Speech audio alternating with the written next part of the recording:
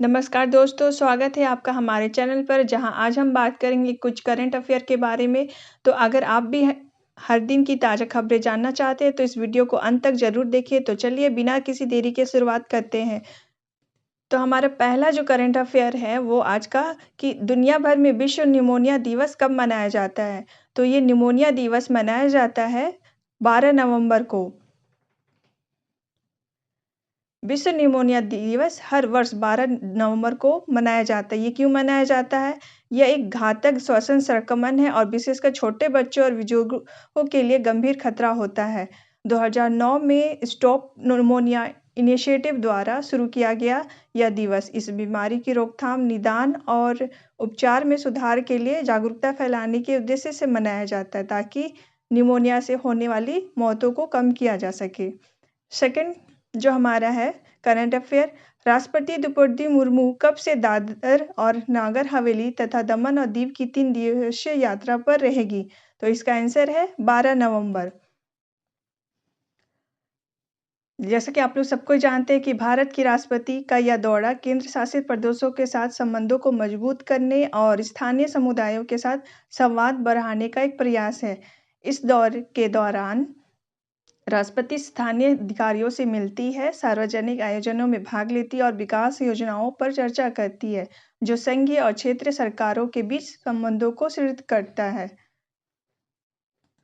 चलिए बढ़ते हैं आगे थर्ड नंबर की ओर। भारतीय अंतर्राष्ट्रीय फिल्म महोत्सव IFFI का 55वां संस्करण कहाँ और कब शुरू होगा? तो इसका जो आंसर है वो गोवा नवंबर 2020 में।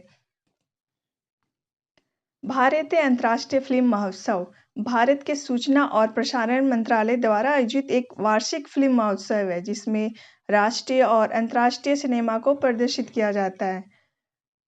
गोवा में आयोजित इस महोत्सव में दुनिया भर के फिल्म निर्माता, अभिनेता और सिनेमा प्रेमी शामिल होते हैं। इसमें फिल्में दिखाई जाती है और चर्चाएं होती है और उत्कृष्ट फिल्मों को पुरस्कार दिए जाते हैं।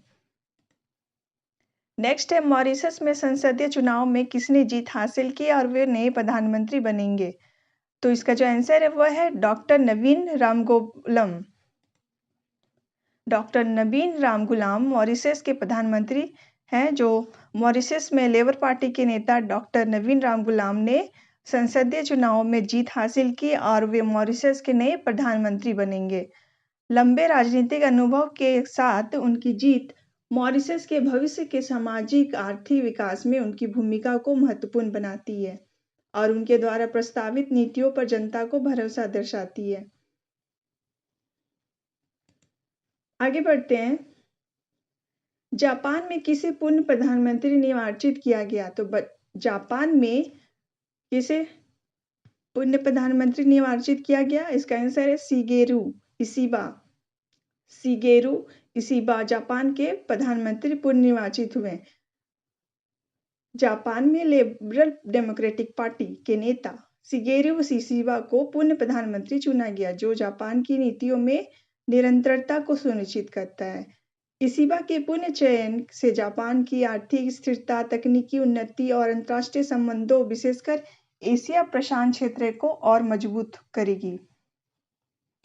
चलिए आगे बढ़ते हैं। 11 नवंबर को सिडनी में NSW ओपन 2024 स्क्वैश टूर्नामेंट में महिला सिंगल स्पर्धा किसने जीती? तो इसका आंसर है अनाहत सिंह ने। अनाहत सिंह ने NSW ओपन 2024 स्क्वैश टूर्नामेंट जीता। भारतीय स्क्वैश खिलाड़ी अनाहत सिंह ने सिडनी में आयोजित NSW ओपन 2024 टूर्नामेंट में महिला एकल स्पर्धा में जीत हासिल की है। इस जीत ने अंतर्राष्ट्रीय मंच पर भारतीय स्क्वैश को मान्यता दिलाई है और अनाहत का उत्कृष्ट खेल क्षमता का परिचय दिया है, जिससे अन्य खिलाड़ियों को भी प्रेरणा मिलेगी। चलिए आगे बढ़ते हैं। 11 नवंबर को भारत के 91वें मुख्य न्यायाधीश के रूप में किसने शपथ ली? ये बहुत इंपॉर्टेंट है। तो 11 नवंबर को न्यायमूर्ति संजीव खन्ना को भारत का 91वां मुख्य न्यायाधीश नियुक्त किया गया और उन्हें राष्ट्रपति द्रौपदी मुर्मू ने शपथ दिलाई। मुख्य न्यायाधीश के रूप में वे भारत की न्यायिक प्रणाली को नेतृत्व करेंगे। इसमें क्वेश्चन ये बनता है कि जो मुख्य न्यायाधीश उनका जो शपथ दिलाया जाता है वो राष्ट्रपति के द्वारा होता है। नेक्स्ट आगे बढ़ते हैं। 12 नवंबर को उच्च और तकनीकी शिक्षा पर राष्ट्रीय कार्यशाला का उद्घाटन कौन करेंगे? तो बात करते हैं केंद्रीय शिक्षा मंत्री जो यहाँ पे है वो धर्मेंद्र प्रधान का कार्यशाला उद्घाटन। केंद्रीय शिक्षा मंत्री राज्यों और केंद्र शासित प्रदेशों के सचिवों के साथ उच्च और तकनीकी शिक्षा पर एक राष्ट्रीय कार्यशाला का उद्घाटन करेंगे।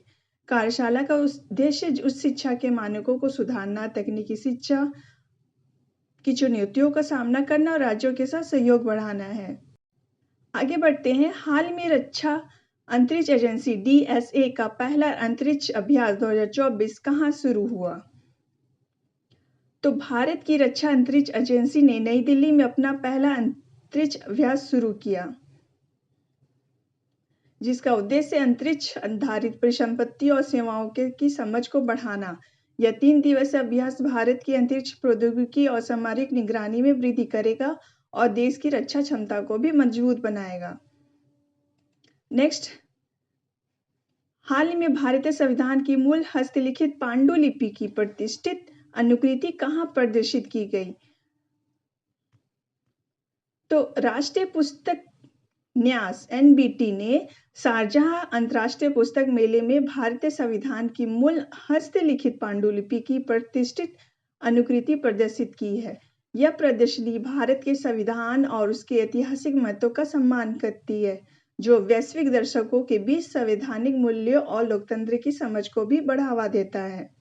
तो दोस्तों ये थी कुछ ताजे और महत्वपूर्ण करंट अफेयर। अगर आपको हमारा वीडियो पसंद आया है तो कृपया लाइक और शेयर किया जरूर करें और हमारे चैनल को सब्सक्राइब करना ना भूलें।